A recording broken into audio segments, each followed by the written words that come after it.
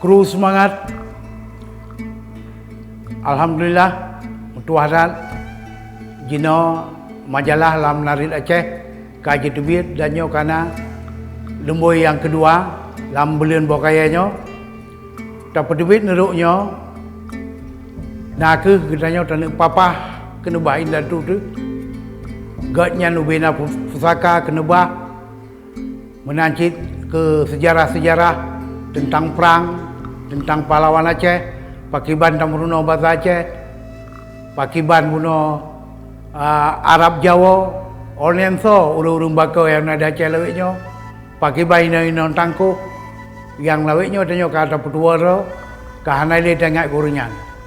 Jadi sehingga orangnya beli terpejaya tanya, gedanya mandum bumeum tu ke narit yang ke balik indah tu yang orang singa anak cucu tu bertetap di papaban katanya Isudi Isata dan Ipadu Bawah.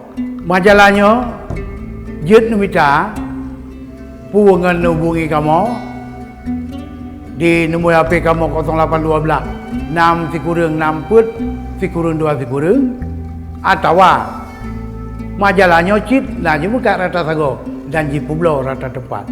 Assalamualaikum warahmatullahi wabarakatuh.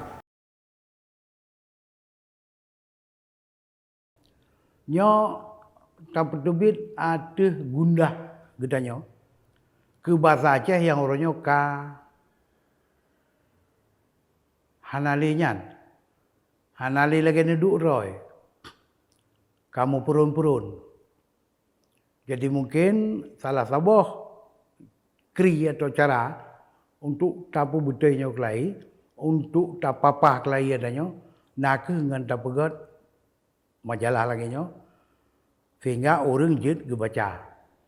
Karena untuk tapapah atau talestarikan saboh-saboh narit, nyo adalah ngan tamu tutu atau ngan tabaca. Saboh-saboh bahasa atau narit yang kahana gemututu le urunyan, nyo harapannya adalah akan gadah tutunyan jati rumbu moyo.